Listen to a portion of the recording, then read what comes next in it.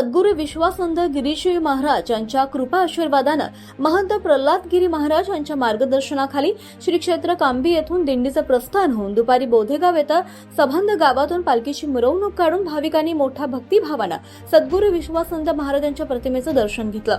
बोधेगावचे आराध्य दैवत आणि ग्रामदैवत असलेले बोधेश्वर मंदिरात पालखी सोहळा दुपारच्या भोजनासाठी विसावला होता। कांबी, बोधेगाव आणि पंचक्रोशीतील भाविक भक्त या दिंडी सोहळ्यामध्ये मोठ्या संख्येने सामील होऊन विठ्ठल भक्तीत न्हाऊन पंढरपूरच्या दिशेने मोठ्या श्रद्धेने आणि हरिनाम घेत जात आहेत। हरिभक्त पारायण किशोर महाराज भिसे यांनी या सोहळ्यानिमित्त माहिती देताना म्हटलं की हा सोहळा अनेक वर्षांपासून चालू आहे। या सोहळ्यामध्ये भाविक भक्त हे मोठ्या श्रद्धेने सामील होऊन हरिनामात दंग होऊन चालतात। संस्थानाचे अध्यक्ष ताराचंद दादा भिसे, डॉक्टर अरुण भिसे, कुंडलिक भाऊ घोरतळे यांच्यासह ग्रामस्थ उपस्थित होते। बालम टाकळीतही सद्गुरू विश्वासनंद गिरीजी महाराज यांच्या दिंडी पालखी सोहळ्याचं मोठ्या भक्तिभावाने स्वागत करण्यात आलंय। देवाचिया गावा,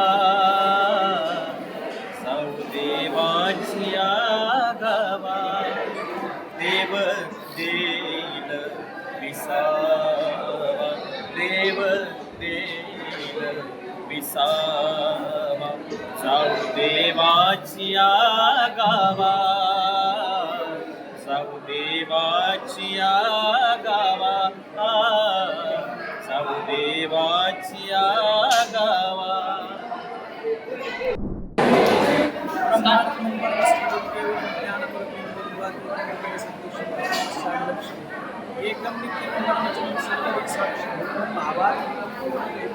गुरु नमामि स्वानंद सुखनिवासी सद्गुरू श्री विश्वासनंद महाराज यांचा पायी पंढरपूर साठी मार्गस्थ झालेला सोहळा कांबी या तीर्थक्षेत्रावरून प्रस्थान आणि आज तो बोधेगाव या तीर्थक्षेत्राच्या ठिकाणी त्या ठिकाणी दुपारच्या विश्रांतीसाठी जेवण करण्यासाठी थांबलेला आहे।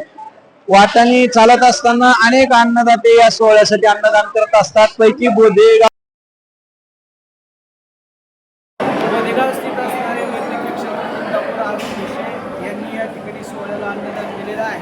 त्या निमित्तानं या ठिकाणी कुंडलिक दादा घोरतळे यांची उपस्थिती आहे। महाराष्ट्रातील गायक या ठिकाणी रामेश्वरजी महाराज देशमुख यांची उपस्थिती आहे आणि आमच्या सोहळ्याचे चालक, मालक आणि या मठाचे विद्यमान महंत हरिभक्त पारायण त्या ठिकाणी प्रल्हादानंद गिरीजी बाबा या ठिकाणी उपस्थित आहेत।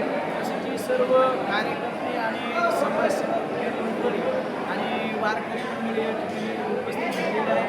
आज या ठिकाणी प्रस्थान झालेला सोहळा पुढील मार्गासाठी या ठिकाणचं जे पुढील मार्गासाठी मार्गस्थ होणार आहे।